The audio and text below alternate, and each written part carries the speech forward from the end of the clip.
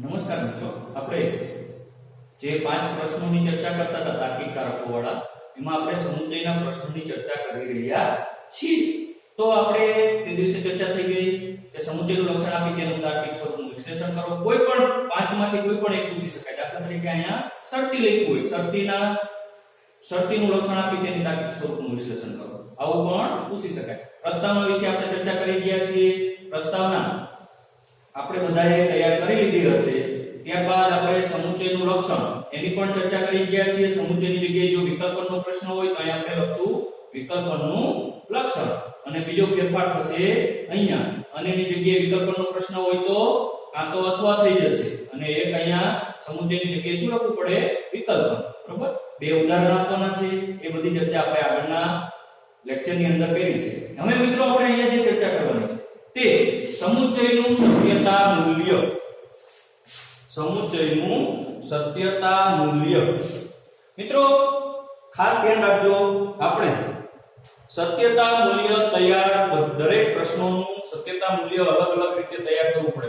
5 તાર્કિક કારકોનું સત્યતા મૂલ્ય આપણને આવડતું હોવું જોઈએ. અલગ અલગ આમાં કોઈ આપણે આપણી બુદ્ધિનો ઉપયોગ કરીને બહુ ફેરફાર કરી શકતા નથી. અને આ સત્યતા મૂલ્ય એટલું બધું મહત્વનું છે કે પહેલું પ્રકરણ, બીજું પ્રકરણ અને ત્રીજું પ્રકરણ, એ ત્રણેય પ્રકરણની અંદર ખૂબ જ એનું મહત્વ રહેલું છે. જો સત્યતા મૂલ્ય આવડે તો જ આ 3 પ્રકરણ આવડે, આ 3 પ્રકરણ આવડે, માત્ર 3 પ્રકરણ આવડતા હોય તો પણ તમે પાસ થઈ જાવ, કારણ કે આ 3 પ્રકરણમાંથી 36 માર્ક્સનું પૂછાય છે. એટલે દરેકના સત્યતા મૂલ્ય, 5 તાર્કિક કારકોના સત્યતા મૂલ્ય આપણે તૈયાર કરવાના છે.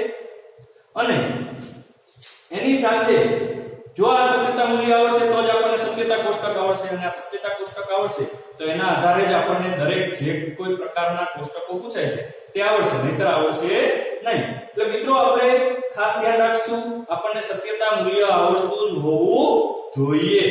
અત્યારે આપણે ખાલી સમુચ્ચયના સત્યતા મૂલ્યની ચર્ચા કરીએ છીએ. તમે લખી રાખજો, પાકું કરી રાખજો. અત્યારે ઝડપથી આવડી જશે, પણ બીજા 5 ના આવશે, 4 ના, ત્યારે બધું ભેગું મિક્સ થઈ જાય છે કે આ સમુચ્ચયમાં હતું, આ વિકલ્પનમાં આવે છે, એમાં આવે. બરોબર, એટલે આપણે ખાસ ધ્યાન રાખીશું. એટલે અહીંયા આપણને સમુચ્ચયનું સત્યતા મૂલ્ય આપ્યું છે.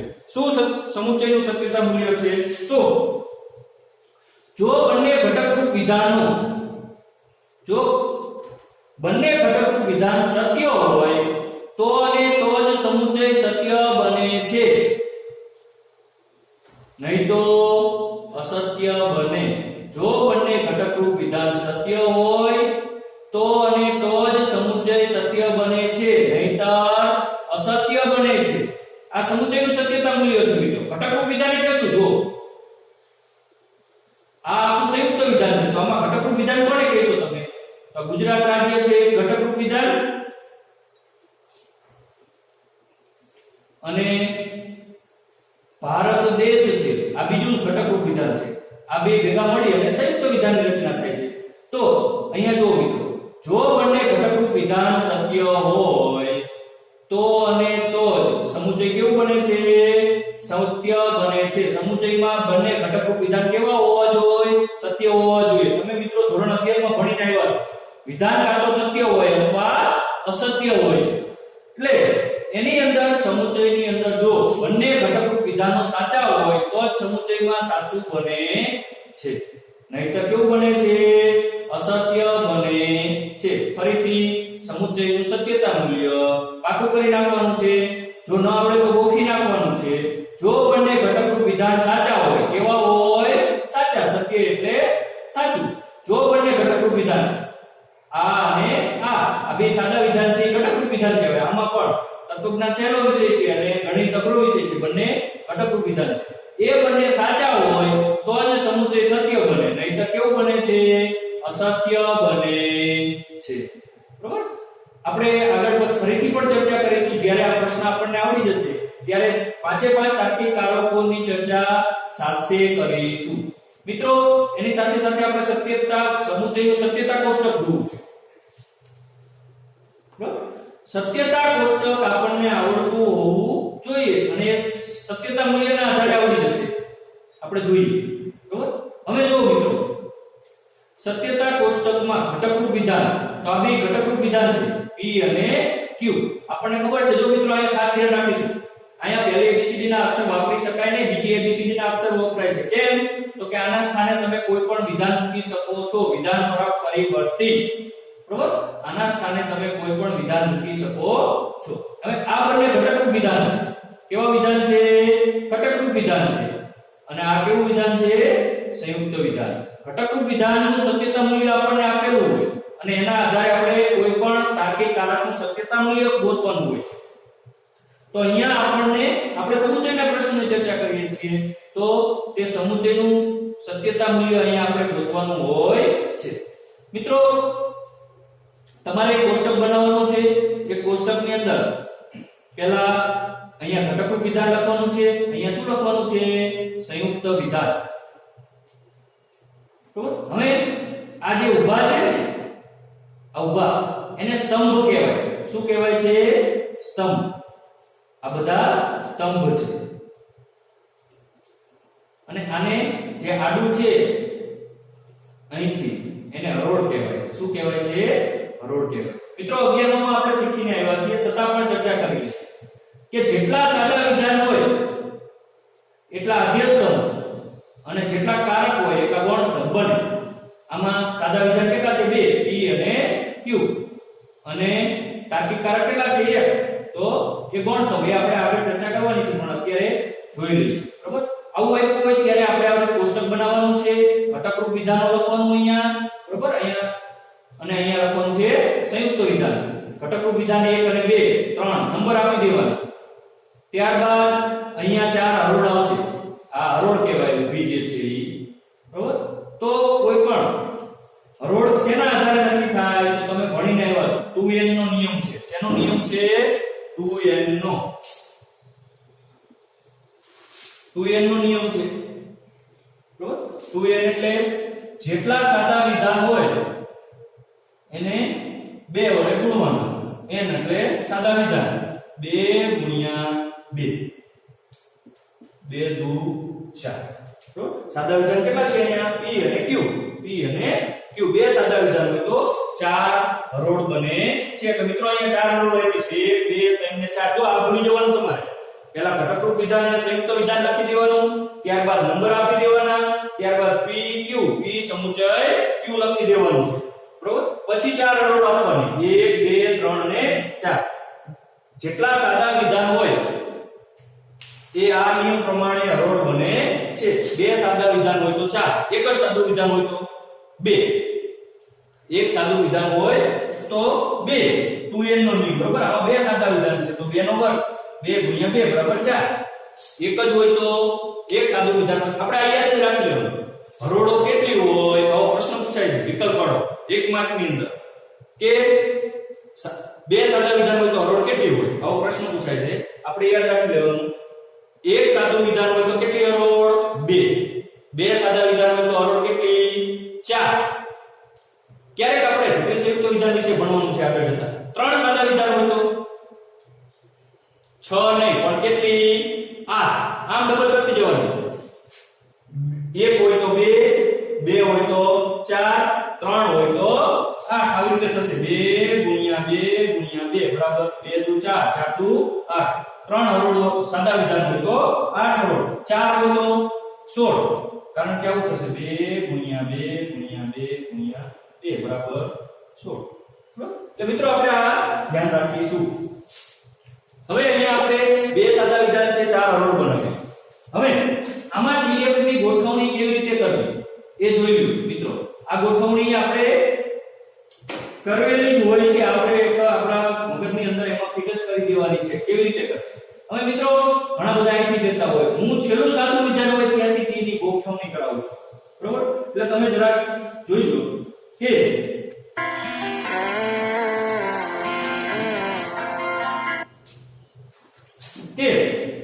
જે સંયુક્ત વિધાનની બાજુનું જે સાદું વિધાન હોય ત્યાંથી શરૂ કરશું. એટલે એક t આવશે. t એટલે સત્ય મિત્રો અને f એટલે અસત્ય. આ તમે 11મા ધોરણમાં શીખીને આવ્યા છો. t એટલે સત્ય અને f એટલે અસત્ય.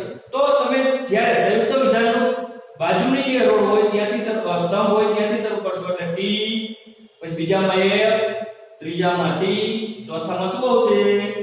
f. 4 હરોળો છે. બરોબર? આ આપણે લાગુ પડતું નથી. હવે એથી આગળના સ્તંભમાં જોઈશું અહીંયા ટી હોય એનું ડબલ કરવાનું ટી ટી એફ એફ બરાબર મિત્રો આટલું આપણે દરેક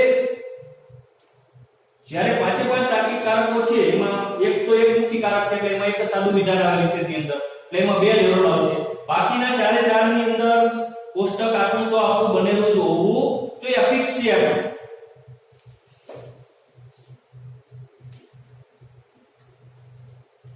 આ કોષ્ટક જે છે એ ફિક્સ છે કે આટલું તો આપણે બનાવેલું રાખવાનું જ છે બરાબર ચારે ચારમાં કયા કયામાં સમુચયનો પ્રશ્ન હોય તો પણ આટલું કોષ્ટક આવે વિકલ્પનનો હોય તો પણ આવે માત્ર ફેરફાર ક્યાં થશે અહીંયા સમુચય છે એની જગ્યાએ શું લખી દેવાનું વિકલ્પન કરી દેવાનું છે બરાબર શરતીનો પ્રશ્ન હોય તો ત્યાં શું આવશે અહીંયા આપણે શરતી લખશું અને અહીંયા શરતી તાર્કિક કારક આવશે બરાબર દ્વિશરતીનો હોય તો અહીંયા દ્વિશરતી લખવાનું છે નિષેધી એક મુખ્ય કારક છે કે એનું સત્યતા કોષ્ટક આપણે ફરીથી સમજીશું મિત્રો અહીંયા આપણે અત્યારે સમુચયના પ્રશ્નોની ચર્ચા કરી રહ્યા છીએ ત્યારે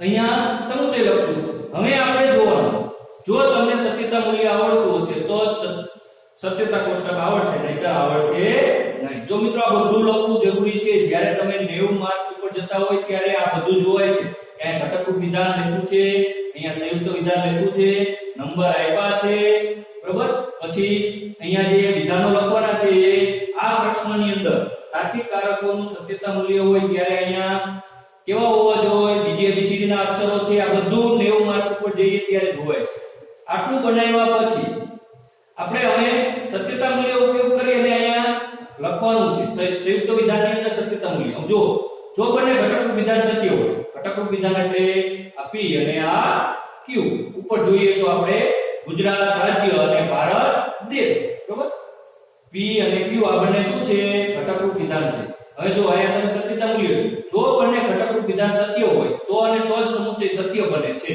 અહીંયા સમુચય છે તો સમુચય સત્યતા મૂલ્ય આપણા મગજમાં ફિટ હોય તો અહીંયા આપણે એના આધારે બનાવી શકીએ કે જોવાનું અહીંયા t એટલે સત્ય t એટલે સત્ય બંને ઘટકરૂપ વિધાન સાચા છે તો અહીંયા સંયુક્ત વિધાન કેવું બનશે સાચું બને છે બંને ઘટકરૂપ વિધાન સત્ય હોય તો સમુચયમાં સમુચય વિધાન સત્ય બને છે નહીં તો અસત્ય અહીંયા જોવાનું t તો t એટલે કે સત્ય સત્ય તો સત્ય હવે બીજામાં જોવાનું બીજી હરોળની અંદર અહીંયા સત્ય છે અને અહીંયા અસત્ય છે મિત્રો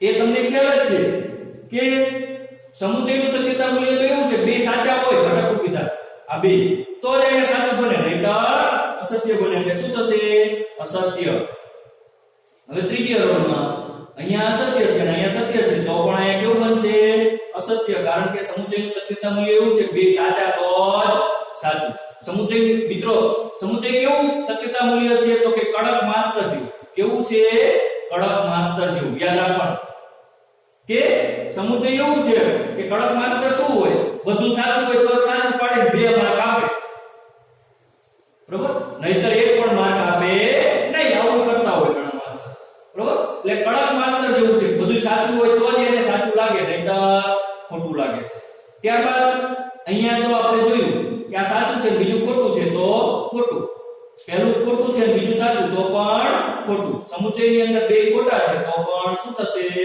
અસત્ય બને છે આ રીતે મિત્રો તમને જ્યારે સત્યતા મૂલ્ય આવડતું હોય ત્યારે જ તમે આ રીતે કોષ્ટક બનાવી શકો છો અને આના આધારે તમે 11મા ધોરણમાં ભણીને આવ્યા છો કે કોષ્ટક બહુ મોટા કોષ્ટકો આવતા હોય છે બરોબર જો તમને આ સત્યતા મૂલ્ય અને આ કોષ્ટકો પાંચે પાંચ તાર્કિક કારકના આવડી જાય તો તમને આખી દીવાલમાં બને એવું સત્યતા કોષ્ટક આપે ને તો પણ તમને આવડે મિત્રો ખાસ છેલ્લે અહીંયા ધ્યાન રાખવાનું કે અહીંયા આપણે લખવાનું છે 1 2 આ શું લખ્યું મિત્રો તો આ તમે શેમાં જોયું જોઈને બનાવ્યું તો કે એકમાં જોયું અને બીજું બેમાં જોયું 1 અને 2 હવે કયા તાર્કિક કારકનો ઉપયોગ થયો છે અહીંયા તો કે સમુચયનો ઉપયોગ થયો છે તો અહીંયા શું કરવાનું 1 2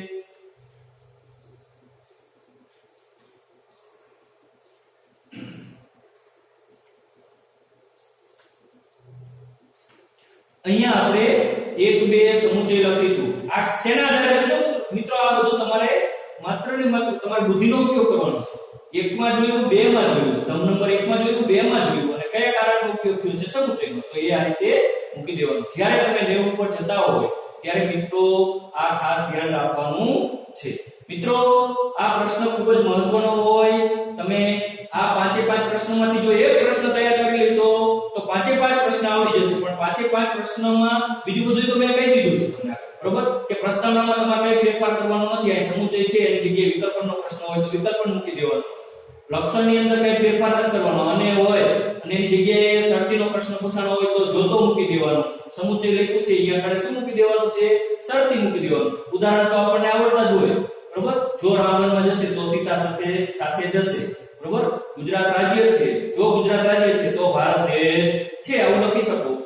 સત્યતા મૂલ્ય દરેકના તમને અલગ અલગ આવડતા હોવા જોઈએ. ફરીથી સમુચયનું સત્યતા મૂલ્ય, જો અહીં વિકલ્પનો પ્રશ્ન હોય તો અહીં શું કરી નાખવાનું? આપણે વિકલ્પનું સત્યતા મૂલ્ય, શરતીનો હોય તો શરતીનું, દ્વિશરતી હોય તો દ્વિશરતી, બરોબર? સમુચયનું સત્યતા મૂલ્ય શું છે? જો બંને ઘટકો વિધાન સત્ય હોય તો અને તો સમુચય સત્ય બને છે, નહીંતર અસત્ય. તો પ્રશ્ન થાય કે ઘટકરૂપ વિધાન એટલે શું? તો P અને Q બે સાદા વિધાન છે, એ શું કહેવાય? ઘટકરૂપ વિધાન કહેવાય. અહીંયા ગુજરાત રાજ્ય છે, એક ઘટકરૂપ વિધાન અને બીજું ભારત દેશ છે, આ બીજું ઘટકરૂપ વિધાન છે, બરોબર? એ બે સાચા હોય તો જ આખું વિધાન, ગુજરાત રાજ્ય છે એ સાચું હોય અને ભારત દેશ છે આ બે સાચા હોય તો જ આખું વિધાન કેવું બને છે? સાચું બને છે, નહીંતર કેવું બને છે? ખોટું બને છે. આ સત્યતા મૂલ્ય. જો બે ઘટકરૂપ વિધાન સત્ય હોય તો જ સમુચય સત્ય બને, નહીંતર અસત્ય બને છે. સમુચયનું સત્યતા કોષ્ટક જોયું, એમાં અહીંયા પહેલા ઘટકરૂપ વિધાન લખી નાખવાનું, સંયુક્ત વિધાન લખી નાખવાનું, એના 3 ભાગ પાડી દેવાના આવી રીતે. એ જ રીતે આ 2 અને આ 3, એ રીતે 3 ખાના પાડી દેવાના. આગળ એક નાનું ખાનું બનાવવાનું, બરોબર? ઘટકરૂપ વિધાન, સંયુક્ત વિધાન, પછી નંબર આપવાના 1 2 અને 3. પછી ઘટકરૂપ વિધાનમાં P Q બધામાં આ જ આવશે. 5 તાર્કિકારકમાં આ સત્યતા કોષ્ટકમાં આ જ આવશે. P Q, P સમુચય Q, વિકલ્પનો પ્રશ્ન હોય તો અહીં વિકલ્પન થઈ જશે, બરોબર? અહીંયા ગોઠવણી આની બાજુનું પહેલા લેવાનું, T F ડબલ T અને ડબલ F, બરોબર? ત્યારબાદ આના આધારે સત્યતા મૂલ્યને યાદ કરવાનું, બરોબર? અને એના આધારે અહીંયા લખતું જવાનું. અને સમુચયનું સત્યતા મૂલ્ય છે તો એની અંદર બે સાચા હોય તો જ સાચું, નહીંતર ખોટું. અહીંયા પણ નંબર આપવાના, હરોળના 1 2 3 અને 4. નીચે અહીંયા લખવાનું પણ ખરું કે તમે આ જે બનાવ્યું એ શેના આધારે બનાવ્યું? તો કે 1 2 અને સમુચય તાર્કિક કારકનો ઉપયોગ કરીને બનાવ્યું છે. મિત્રો આ તૈયાર કરતા જજો. હવે આપણે આની અંદર 3 મુદ્દા નીચે જે છે એની ચર્ચા કરવાની છે. આગળનો જે વિડિયો આવશે એની અંદર આપણે આ ચર્ચા કરીશું, બરોબર? મિત્રો તમે જોતા જશો, જોવાની સાથે સાથે આ ચેનલને તમે સબસ્ક્રાઇબ પણ કરતા જશો તો આપણે જ્યારે આગળના સમયની અંદર એમાં વધારો કરી શકીશું અને એમાં આપણે જે કંઈ આપણું પેજ છે એ પણ મૂકી શકીશું. એટલે મિત્રો ખાસ સબસ્ક્રાઇબ કરજો અને જરૂર પડે ત્યારે કોમેન્ટની અંદર સજેશન પણ લઈ શકશો. મારો મોબાઈલ નંબર છે એ પણ હું અહીંયા લખું છું, મને કોલ કરીશો તો પણ થશે, બરોબર? મારો મોબાઈલ નંબર છે